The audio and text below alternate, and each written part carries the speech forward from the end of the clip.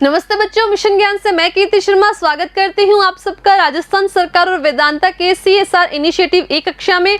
और आज हम हमारे चैप्टर 6 का पार्ट 2 पढ़ने वाले हैं बच्चों। लास्ट पार्ट में हमने पढ़ा था कि रासायनिक समीकरण क्या होते हैं, रासायनिक अभिक्रिया क्या होती है, रासायनिक समीकरण कैसे लिखते हैं, इसको संतुलित कैसे करते हैं। आज हम पढ़ेंगे रासायनिक अभिक्रिया के बारे में। तो आपको मालूम है रासायनिक अभिक्रिया क्या होती है, और जब भी रासायनिक अभिक्रिया हो रही थी तब क्या हुआ था कि जितना द्रव्यमान अभिकारकों का था उतना ही द्रव्यमान उत्पादों का था। मतलब द्रव्यमान का संरक्षण था, द्रव्यमान संरक्षण के नियम की पालना हो रही थी। दोनों तरफ परमाणु और अणुओं की संख्या क्या थी, समान थी। ठीक है, तो रासायनिक अभिक्रिया के अंदर क्या हुआ कि कुल द्रव्यमान संरक्षित था और रासायनिक जो अभिक्रिया थी उसको हमने किस रूप में लिखा था, रासायनिक समीकरण के रूप में लिखा था। ठीक है, हमने यहाँ एक रिएक्शन लिखी है, कार्बन प्लस ऑक्सीजन, मतलब कोयले का दहन जब हमने करवाया तो हमें गैस मिली CO2। तो सबसे पहले हमें ये चेक करना हो गया कि क्या ये अभिक्रिया संतुलित है। तो इधर देखो कि अभिकारकों की बात करें तो ये रहे अभिकारक, उत्पादों की बात करें तो तीर के निशान के दाईं तरफ क्या होते हैं, उत्पाद। तो इधर क्या है, एक कार्बन है और ऑक्सीजन है, और इधर भी क्या है, कार्बन है और ऑक्सीजन है। इधर कितने कार्बन है, यहाँ कुछ भी नहीं लिखा हुआ, इसका मतलब क्या होता है, 1 1। तो यहाँ एक कार्बन है, ऑक्सीजन कितने हैं, 2 है। इधर देखो, इधर कितने कार्बन है, कुछ नहीं लिखा है, इसका मतलब 1, और ऑक्सीजन कितने हैं, 2। मतलब जितने कार्बन इधर है, जितने ऑक्सीजन उधर है, इतने ही इधर है, इतने ही ऑक्सीजन इधर है। ऐसा ही ना, इधर एक कार्बन उधर भी एक, इधर 2 ऑक्सीजन उधर भी 2। क्लियर। तो जब एक कार्बन है, एक कार्बन का द्रव्यमान होता है बच्चों 12 ग्राम। ठीक है, एक ऑक्सीजन का होता है कितना, 16। तो 2 का कितना हो गया, 16 दूना 32, इसका हो गया प्लस 32। तो कितना हो गया ये, 32 और 12 44 ग्राम। ठीक है, इधर हम देखें, इधर क्या है, एक कार्बन का कितना होता है बच्चों, वही 12, और ऑक्सीजन कितने हैं, 2, इसका कितना आ जाएगा, वही 32, क्योंकि एक का 16 2 का 32। तो टोटल इधर भी कितना आ गया, 44 ग्राम। बात समझ में आई। तो आप ये कह सकते हो कि हमें 44 ग्राम CO2 बनाने के लिए 12 ग्राम कार्बन और 32 ग्राम ऑक्सीजन चाहिए। या आप ये कह सकते हो कि जितना द्रव्यमान इधर आ रहा है अभिकारकों का, अभिक्रिया पूरी होने के बाद भी उतना ही द्रव्यमान उत्पादों का आ रहा है। इसका मतलब ये जो रासायनिक अभिक्रिया है ये संतुलित अवस्था में है। क्लियर। अब रासायनिक अभिक्रिया क्या होती है, किस तरीके से संतुलित करते हैं, ये तो क्लियर हो गया। अब हम पढ़ते हैं इसके प्रकारों के बारे में। तो बच्चों देखो, बहुत ही इजी तरीका है। अगर आपको इन प्रकारों के नाम समझ आ गए तो आप पूरी रिएक्शन, पूरी अभिक्रिया बता देंगे। कैसे? सबसे पहला प्रकार है बच्चों संयुग्मन। संयुग्मन का मतलब होता है, युग्मन का मतलब होता है योग। ठीक है, योग का मतलब क्या होता है बच्चों, जोड़ना। यही ना, मतलब जब 2 या 2 से अधिक पदार्थ या जब 2 या 2 से अधिक अभिकारक जुड़कर एक नए पदार्थ का निर्माण करते हैं तो वो अभिक्रिया कहलाती है बच्चों संयुग्मन अभिक्रिया, या इसका कभी कभी नाम ऐसे भी आ जाता है संयोजन अभिक्रिया। दोनों बात एक ही है, कंफ्यूज मत होना आप। क्लियर है कि संयोजन अभिक्रिया किससे कहेंगे हम, जब 2 या 2 से अधिक पदार्थ या अभिकारक मिलकर एक नए पदार्थ या उत्पाद का निर्माण करते हैं तो वो ही अभिक्रिया है संयोजन। कैसे? माना यहाँ एक अभिकारक है A, ठीक है, वो B से अभिक्रिया किया और उसने बना लिया C।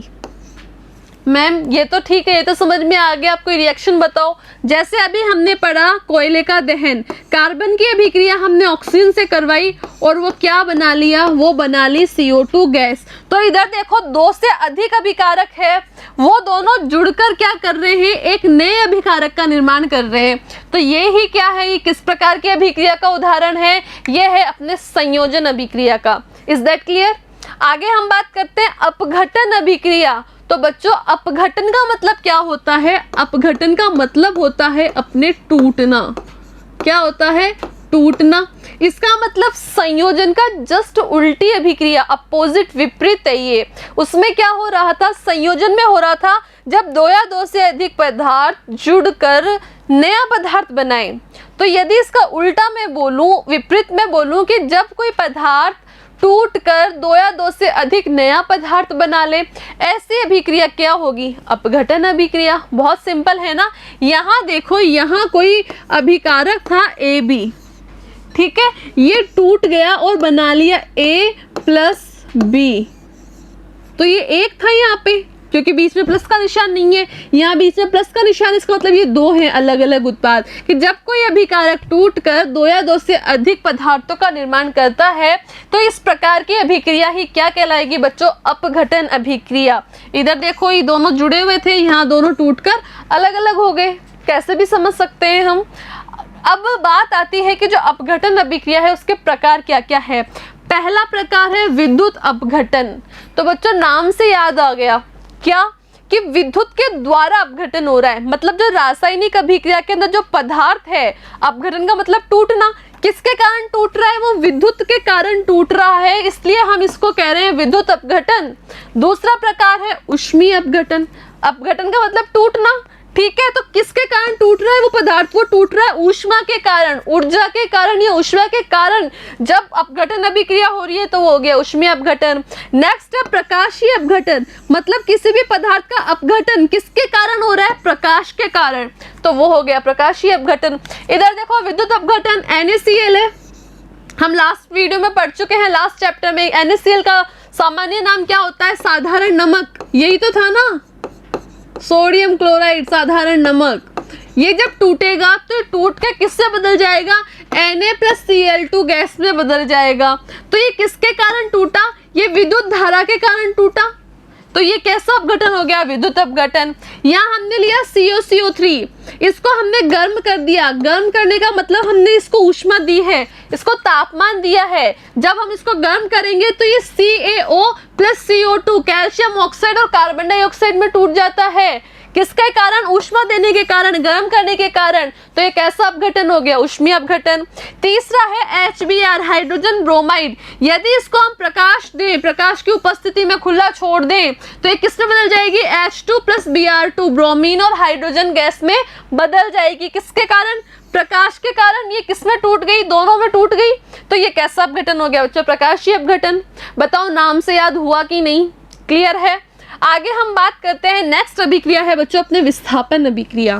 तो विस्थापन अभिक्रिया क्या होती है कि वे रासायनिक अभिक्रियाएं जिसके अंदर एक कम क्रियाशील परमाणु या समूह को दूसरे अभिकारक के अधिक क्रियाशील परमाणु या समूह विस्थापित कर दे। कैसे? आप सपोज करो कि ये आपकी बेंच है स्कूल की, यहाँ आपका एक फ्रेंड बैठा है, ठीक है, यहाँ आपका दूसरा फ्रेंड बैठा है, यहाँ आपका तीसरा फ्रेंड बैठा है और आप यहाँ बैठे हो। अब आप चाहते हो कि आप यहाँ से उठकर इस फ्रेंड के पास जाके बैठो, ठीक है, लेकिन अगर आप इस वाले फ्रेंड से शक्तिशाली हो, ताकतवर हो, अधिक क्रियाशील हो तो आप इसको उठा सकते हो कि नहीं? उठा दोगे ना। और यदि आप डरपोक हो, दुबले पतले से हो, आप इसको, आपके अंदर शक्ति नहीं है कि इसको हटा सकूं, तो क्या आप उसको जाके हटाओगे? नहीं ना। लेकिन अगर आप शक्तिशाली हो, मजबूत हो, स्ट्रॉन्ग बच्चे हो तो आप क्या करोगे कि मैं इसको यहाँ से हटाऊंगा और मैं यहाँ जाके बैठूंगा। तो क्या हो जाएगा? फिर ये बेचारा यहाँ आके बैठेगा, तो ये क्या बन जाएगा? 2-3, और आप वहाँ जाके बैठ जाओगे अपने पहले वाले फ्रेंड के साथ। बात समझ में आई? तो ये आप ताकतवर थे इसीलिए तो उसको हटा दिया ना, 2 को। इसका मतलब आप अधिक क्रियाशील थे, आप ज्यादा सक्रिय थे 2 की बजाय, तब आपने उस 2 को हटा दिया और आप आके जुड़ गए उसके साथ, आप उसके पास आके बैठ गए। सेम ये कि ये बात अपने किसके अंदर है बच्चों? विस्थापन अभिक्रिया में। देखो यहाँ एक पदार्थ है A और B, ठीक है, ये जुड़े हुए हैं, और एक पदार्थ है C। अब C क्या चाह रहा है? जो C है ना, वो C इस B से ज़्यादा ताकतवर है, तो जब ये इससे ज़्यादा ताकतवर है तो इसको हटाएगा कि नहीं? इसको हटाएगा और इसकी जगह खुद आके जुड़ेगा कि नहीं? जुड़ेगा ना। तो ये क्या करता है? ये इस B को तो हटा देता है, तो B तो आ गया बाहर और C इस A के साथ आके जुड़ जाता है। ये गलती से B लिख दिया, यहाँ C है, ठीक है। तो अब क्या बन गया कि AB+C अभिक्रिया थी, अब ये क्या बन गई? AC+B। तो C क्या है? C B से ज़्यादा ताकतवर है। कि मैम ABCD में तो समझ में आ गया, अब रिएक्शन में भी समझा दो। तो इधर देखो, इसको समझने से पहले हम क्या करते हैं, हम ये समझते हैं कि हमें पता कैसे चलेगा कि C ज़्यादा ताकतवर ताकतवर है कि बी ज्यादा ताकतवर है? पता भी तो होना चाहिए कि इंसान को तो देख के हम बता सकते हैं, हमें मालूम है। इनका कैसे हमें पता चलेगा? तो इसके लिए एक सक्रियता श्रेणी दी गई है। क्या दी गई है? सक्रियता श्रेणी। इसके अंदर इन सभी तत्वों की क्रियाशीलता को रखा गया है। मतलब जो सबसे अधिक क्रियाशील है वो सबसे ऊपर आएगा, जो सबसे नीचे आएगा वो सबसे कम क्रियाशील होगा। तो देखो सबसे ऊपर क्या है अपना पोटेशियम, फिर है sodium, calcium, magnesium, zinc, iron, lead, hydrogen, copper, mercury, silver और अपना गोल्ड। अब ये जो सारणी है, जो श्रेणी है, आपसे पूछे कि सक्रियता श्रेणी में सबसे अधिक क्रियाशील कौन है, तो कौन है बच्चों? पोटेशियम और सोडियम, क्योंकि सबसे ऊपर ये है। सबसे कम क्रियाशील कौन है? सोना और उसके बाद चांदी। क्लियर? अब मैम ये हमें याद कैसे होगा? तो बच्चे एक छोटी सी ट्रिक बना लो आप। इसको हमने ऐसे याद किया है के ना का मांगे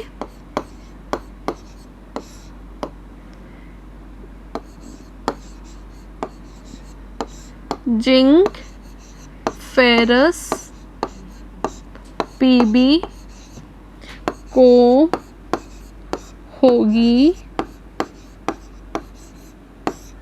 AgAu। अपने एक तत्व और आता है जिंक के पहले एल्यूमिनियम।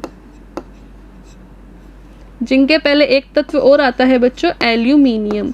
उसका मैं प्रतीक लिख देती हूँ यहाँ Al। तो इसका शॉर्ट ऐसे होता है कैनाका मांगे आलू, Al को हमने आलू लिख लिया है। आलू, जिंक, फेरस, पीबी को होगी AgAu। मतलब कैनाका मांगे आलू, जिंक, फेरस, पीबी, हाइड्रोजन को होगी AgAu। ये शॉर्टकट है, अगर आप एक दो बार बोलोगे तो आपको याद हो जाएगा। कैनाका मांगे आलू, जिंक, फेरस, पीबी, हाइड्रोजन को होगी AgAu। क्लियर है? तो इस तरीके से आप शॉर्ट में इन सारे तत्वों को याद कर सकते हो। अब देखो हम रिएक्शन देखते हैं।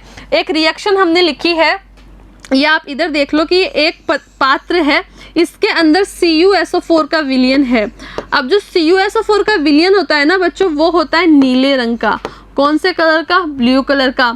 और यहाँ हमने क्या लिया है? जिंक लिया है। जिंक के टुकड़े हैं ये, ठीक है। तो जैसे ही हम इस जिंक के टुकड़े इसमें डालेंगे तो क्या होगा? अब ये जिंक इस कॉपर को हटाएगा कि नहीं हटाएगा, ये हमें कैसे पता चलेगा?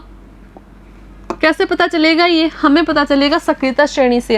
इधर देखो, इधर क्या है? इधर हमने ये लिया है Zn जिंक, और ये क्या लिया है? इधर है कॉपर।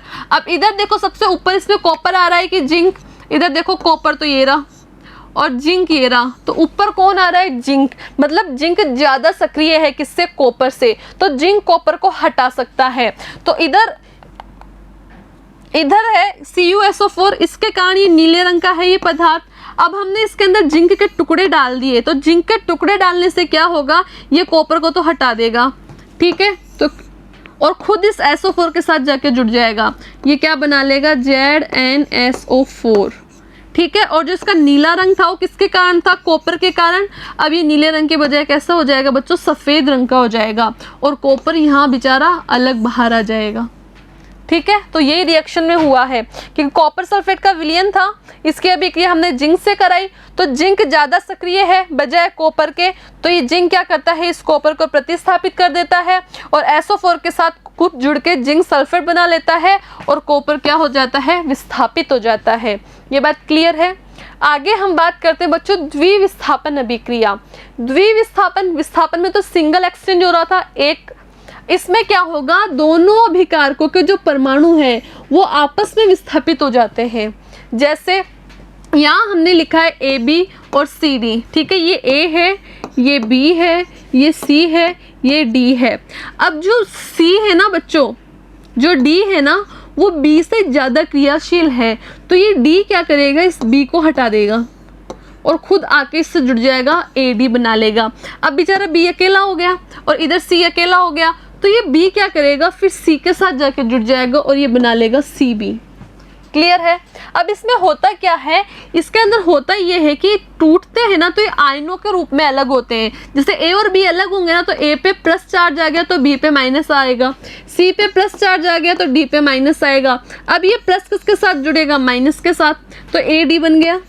ठीक है, इसकी अभिक्रिया जब हम सोडियम हाइड्रोक्साइड से करवाएंगे तो क्या होगा, जो ये OH है ना बच्चों, ये OH SO4 को प्रतिस्थापित कर देता है तो खुद तो क्या बना लेगा, CuOH का होल ट्वाइस कॉपर हाइड्रोक्साइड। और जो Na है ना सोडियम, वो इससे अलग होके SO4 के साथ जुड़ेगा तो ये क्या बना लेगा, Na2SO4 सोडियम सल्फेट। नेक्स्ट बात करते हैं कि जो रासायनिक अभिक्रिया का जो वेग होता है उसके आधार पर अभिक्रिया कितने प्रकार की होती है। अब मैम ये रासायनिक अभिक्रिया का वेग क्या होता है, तो बच्चों इस वेग का मतलब है कि ये जो रासायनिक अभिक्रिया, जो भी रासायनिक अभिक्रिया हो रही है उसको पूरा होने में कितना समय लग रहा है।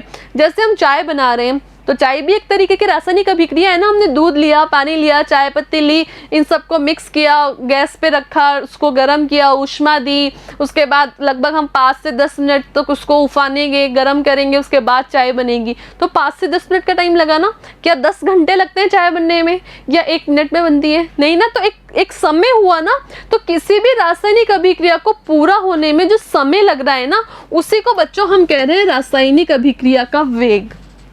क्लियर।